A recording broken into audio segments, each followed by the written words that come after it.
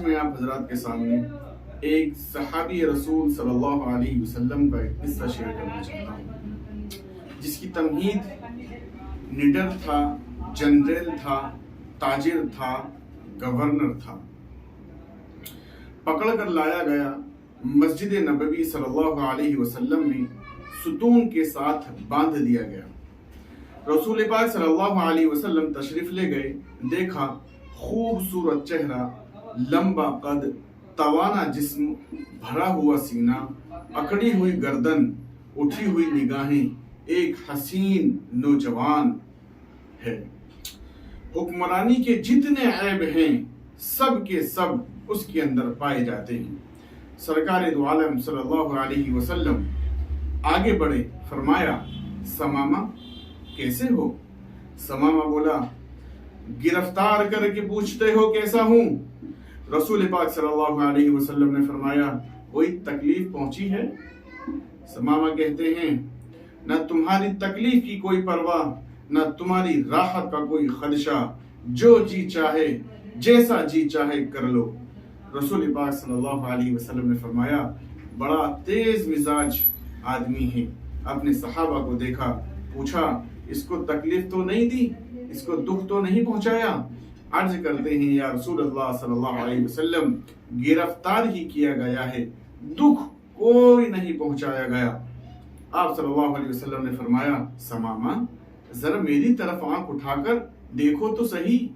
اللہ کے رسول صلی اللہ علیہ وسلم فرما رہے ثمامہ ذرا میری طرف نظر اٹھا کر دیکھو تو صحیح۔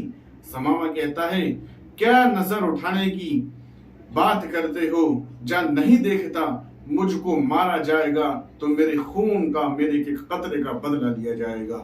حضرت عمر فاروق رضی اللہ تعالیٰ عنہ کی پیشانی سلوٹوں سے بھر گئی، تلوار کے میان پر ہاتھ تڑپنے لگا، اشارہ آبرو ہو اس کی گردن ہو۔ اللہ کے رسول صلی اللہ علیہ وسلم بس ایک مرتبہ آنکھوں سے اشارہ کر دے اور میں اس کی گردن کو اڑا دوں۔ حضرت محمد صلی اللہ علیہ وسلم کے قدم ہوں یہ کیا سمجھتا ہے، لیکن قربان جاؤں رحمت للعالمین صلی اللہ علیہ وسلم کے ہونٹوں پر مسکراہٹ ہے۔ فرمایا جتنا غصہ ہے جی چاہے نکال لو، لیکن ہمارا چہرہ دیکھ لو۔ اس نے مدینے والوں کو دیکھا ہی نہیں تھا۔ لوگوں یہ وہ پیغمبر رحمت للعالمین صلی اللہ علیہ وسلم کہ جن کے نقش قدم پر ہم نے چلنا ہے۔ تب تھا، تب بھی گالیاں کھائیں، شکن نہیں ڈالی۔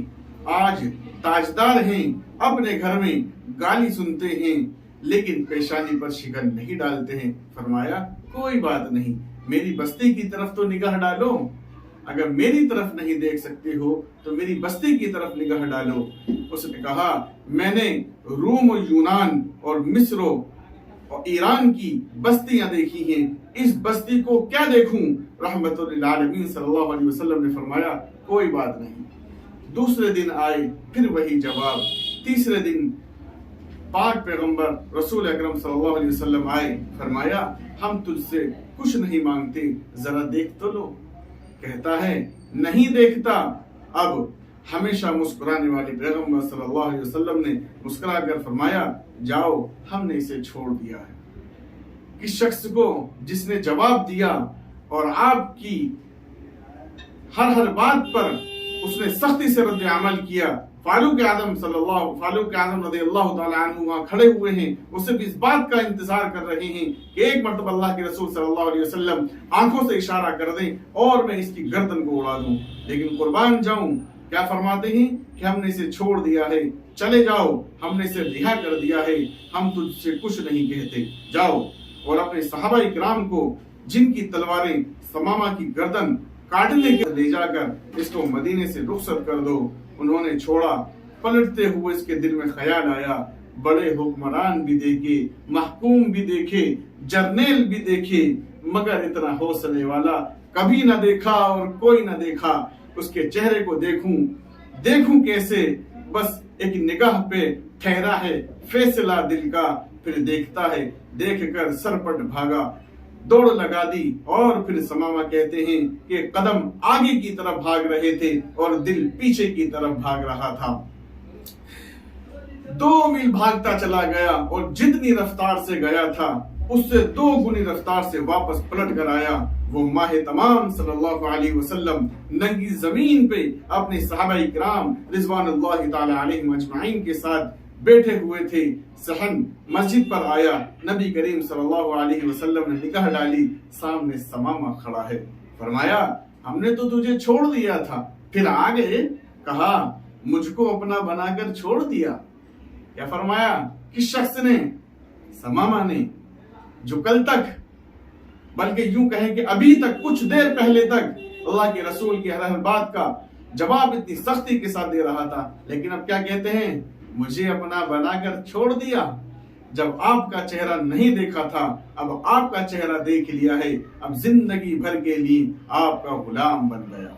सुभान अल्लाह, सुभान अल्लाह। तेरी सूरत, तेरी सीरत जमाने से निराली है, तेरी हर हर अदा प्यारे दलील बेमिसाली है, तेरी हर हर अदा प्यारे दलील मिसाली बेमिसाली है।